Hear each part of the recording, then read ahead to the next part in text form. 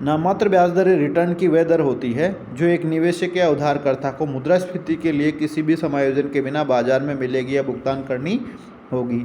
यानी कि जो भी रेट ऑफ इंटरेस्ट हमें भुगतान करनी होगी या जो पैसा हमें वापस मिलेगा, जैसे बैंक में अपन पैसा जमा कराते हैं तो उसमें अपने को जो 3% 4% का रेट ऑफ इंटरेस्ट मिलता है, उस रेट को अपन कहते हैं नॉमिनल रेट ऑफ इंटरेस्ट। तो इस रेट के अंदर आप मुद्रास्फीति का मूल्य घटाया हुआ नहीं होता है।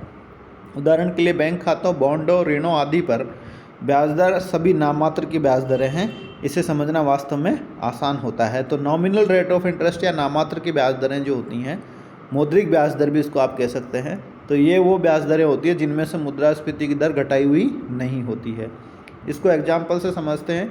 यदि आपने अपने बैंक खाते में $100 या $100 जमा किए हैं और आपका बैंक प्रतिवर्ष 5% की दर से ब्याज दे रहा है, तो आपकी ब्याज दर 5% है और आपने $100 जमा किए हैं, तो एक साल के बाद में आपके खाते में कितने रुपए हो जाएंगे? ₹100 और ₹5 ब्याज के, तो इस तरह से आपके ₹105 हो जाएंगे। अब वास्तविक ब्याज दर जो होती है वो कैसे होती है? मुद्रास्फीति की दर घटा दी जाती है नाममात्र ब्याज दर में से या नॉमिनल रेट ऑफ इंटरेस्ट में से। तो मुद्रास्फीति की दर घटा दोगे तो क्या आ जाएगा? वास्तविक ब्याज की दर। तो उपरोक्त उदाहरण को जारी रखते हुए बैंक में पैसा जमा करने पर हमें 5% ब्याज मिलेगा। जो ऊपर अपन ने देखा, $100 जमा किए, 5% की रेट से ब्याज मिलता है और हम ब्याज में $5 कमा लेंगे। लेकिन अगर मुद्रास्फीति 3% प्रतिवर्ष है तो इसका मतलब है कि वस्तुओं और सेवाओं पर जो हमने $100 में खरीद सकते थे, हमें अब सामान और सेवाओं की कीमत समान मात्रा के लिए अब ₹103 का भुगतान करना होगा। तो मान लीजिए इस एक वर्ष के दौरान जब हमने $5 का ब्याज कमाया और उस दौरान मुद्रास्फीति 3% की दर से बढ़ गई, तो पिछले साल जो हम ₹100 में सामान खरीद सकते थे, उस सारे सामान के लिए अगले साल हमारे को ₹103 देने पड़ेंगे। यानी कि जो मुद्रा का मूल्य है वो कम हो गया है। तो इस स्थिति में हमारे पास प्रभावी रूप से कितना फ़ायदा हुआ कि हमारे को ₹100 जमा करें हमने, हमारे ₹105 मिले और पहले के जो ₹100 थे वो अब ₹103 के बराबर हो गए।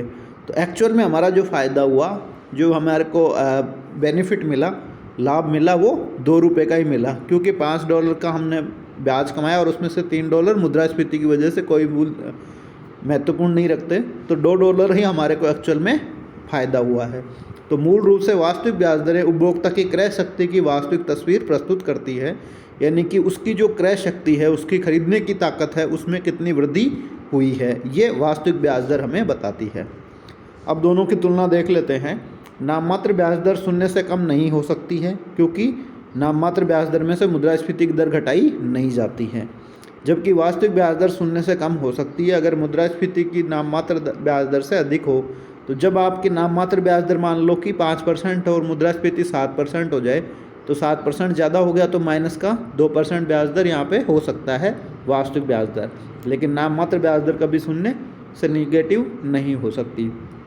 नाममात्र ब्याज दरें हमें बताएंगी कि बाज़ार में क्या हो रहा है और ये बढ़ रहा है, और ये हमें वास्तविक रिटर्न नहीं बताएंगी। तो नाममात्र ब्याज दरें क्या बताती है कि अर्थव्यवस्था के अंदर जो पैसा है वो हमने जमा किया है वो किस दर से बढ़ रहा है, जबकि वास्तविक ब्याज की दरें हमें बताती हैं कि हमारी क्रय शक्ति में कितनी वृद्धि हुई है। यानी कि जो हमारी कमाई हुई है ब्याज के रूप में, उसमें से कितना पैसा मुद्रास्फीति की वजह से चला गया है और एक्चुअल में हमारी जो मुद्रास्फीति प्रभाव को समायोजित करने के बाद हम निवेश से कितनी आय प्राप्त कर रहे हैं, तो इसको बताएगी वास्तविक ब्याज की दर।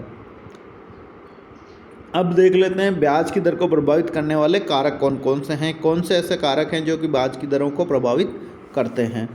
तो ब्याज की दरें व्यक्ति से व्यक्ति के रूप में और जगह से जगह पर भी भिन्न भिन्न होती हैं। अलग अलग व्यक्तियों के लिए अलग अलग जगहों पर ब्याज की दरें भिन्न भिन्न होती हैं।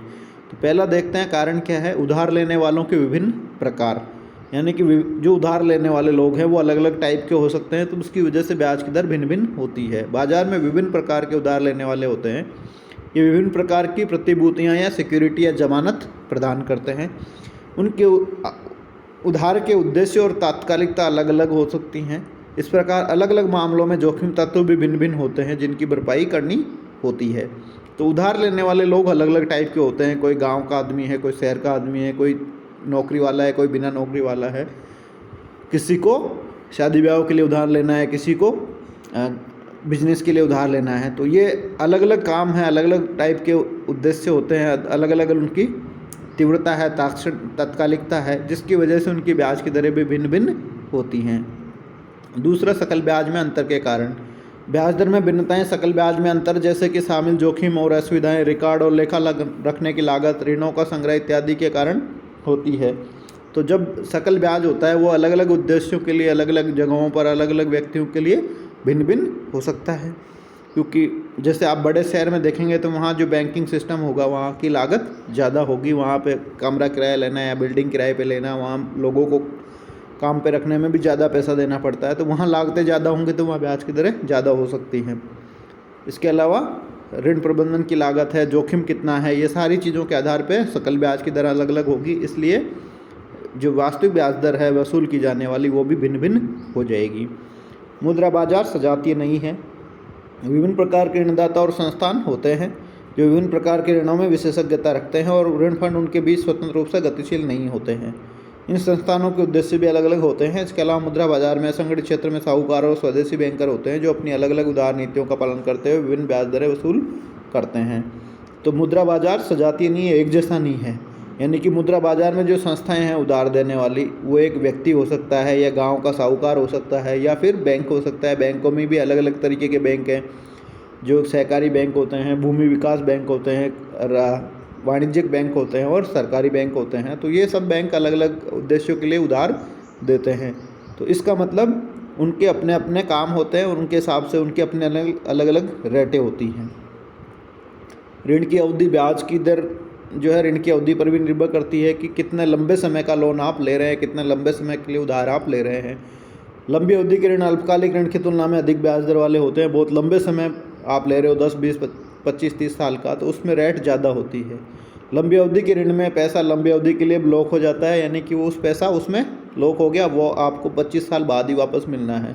इसलिए स्वाभाविक रूप से ऋणदाता द्वारा अधिक ब्याज दर पर मुआवजा चाहा जाता है। यानी कि अगर आपने पैसा दिया है वो 25 साल के लिए दे दिया और 25 साल में क्या होने वाला आपको खुद को नहीं पता, तो इस टाइम में आप ब्याज ज़्यादा मांगेंगे।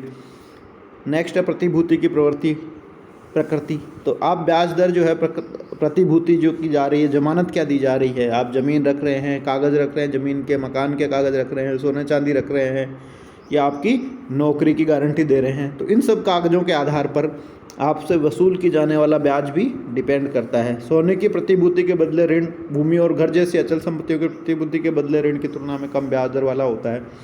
यानी कि जो चीज़ इजीली बिक सकती है, जैसे सोना है, तो सोने को आराम से बेच करके बैंक या जो कोई उधार लेने वाला है वो अपना पैसा निकाल सकता है। तो इस तरीके से जो सोना है उस पर जो आपने ज़मानत रखी है सोने के आइटम्स, तो उससे ब्याज दर कम होगी। जबकि ज़मीन मकान पर उनको बेचना आसान नहीं होता, तो उसकी जो अचल संपत्तियां होंगी उनके ज़मानत पर जो पैसा मिलेगा वो ज़्यादा ब्याज दर वाला होगा। तो जो भी संपत्ति जितनी अधिक तरलता वाली होगी, जिसको आसानी से बेचा जा सकता है, तो उसमें ब्याज दर उतनी ही कम होगी। और अगर जिसकी तरलता कम होगी, जिसको आसानी से बेचा नहीं जा सकता, तो उसके लिए ब्याज की दर ज़्यादा होगी। उधार लेने वाले व्यक्ति की ख्याति और साख कैसी है। तो जो पैसा उधार ले रहा है उस व्यक्ति का रेपुटेशन कैसा है सोसाइटी में या बैंकिंग सिस्टम में। जो क्रेडिट स्कोर अपन देखते हैं बैंकों में लोन लेते हैं, तो उस स्थिति पे डिपेंड करता है कि किसी व्यक्ति का क्रेडिट स्कोर अच्छा है, यानी कि आज तक उसने जितना पैसा उधार लिया है बैंकों से या किसी व्यक्ति से, उसने वापस टाइम पे लौटाया है और विथ इंटरेस्ट लौटाया है, तो उसकी रेपुटेशन अच्छी होगी और उसको कम दर पर लोग पैसा उधार देने के लिए तैयार रहेंगे। और जिसकी स्थिति ख़राब है, जो पैसा लौटाता नहीं है टाइम पे, तो उसको पैसा मिलना मुश्किल है और मिलेगा तो भी बहुत ऊंची रेट पर। इसके अलावा ऋण की राशि जितनी अधिक होती है उतनी कम ब्याज दर होती है, और इसके विपरीत भी, यानी कि जितना बड़ा पैसा आप उधार लेंगे उतना ही ब्याज की दर कम होती जाती है। मौद्रिक अधिकारियों की ब्याज की नीति। नेक्स्ट जो कारण है वो ये है कि जो अलग अलग मुद्रा अधिकारी जो RBI है या बैंक्स हैं, उनको RBI जो है वो टारगेट करता है कि उनकी ब्याज की दरें कितनी होनी चाहिए। वो नीति बनाता है, मौद्रिक नीति। उस मौद्रिक नीति में ब्याज की दरों में अंतर ला सकता है कि वो repo rate, reverse repo rate को कम कर दे, बैंक रेट को कम ज़्यादा कर दे। तो इस वजह से बैंकों को भी अपनी दरों को कम ज़्यादा करना पड़ता है। तो भारत में बैंकों ने इसके अलावा जो प्राथमिकता वाले क्षेत्र हैं, प्रायोरिटी सेक्टर हैं, उनको लैंडिंग करने के लिए RBI लिमिट लगा देता है कि आप कृषि क्षेत्र को 7% से ज़्यादा पे लोन नहीं दोगे, या उद्योगों के आप 11% से ज़्यादा नहीं दोगे, इस तरह की वहाँ पे लिमिट लगा देता है, सीमा बांध देता है। तो इस वजह से ख़ास क्षेत्र के लिए जो बैंक लोन पे जो इंटरेस्ट रेट ले सकते हैं वो भी आरबीआई के द्वारा डिसाइड कर दी जाती है। तो इस वजह से अलग अलग सेक्टर्स में अलग अलग ब्याज दरें हो सकती हैं। दूरी के कारण भी अंतर होता है कि ऋणदाता और उधार लेने वाले के बीच की दूरी भी ब्याज दरों के बीच अंतर का कारण बनती है। लोग घर से लंबी दूरी की तुलना में कम दूरी वाले को कम ब्याज दर पर उधार देने को तैयार रहते हैं।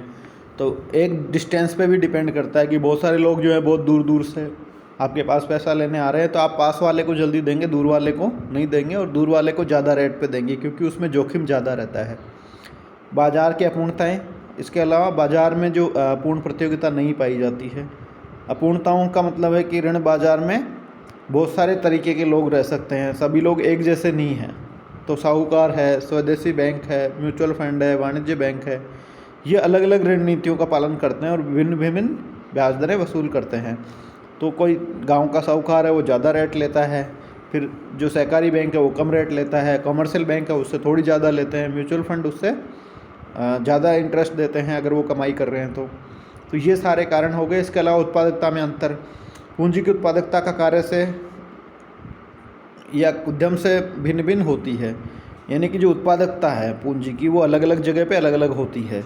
लोग उत्पादक उद्देश्य या उत्पादक उद्यम में होती ब्याज की दर उच्च दर पर पैसा उधार लेने के लिए तैयार रहते हैं और उसके विपरीत भी।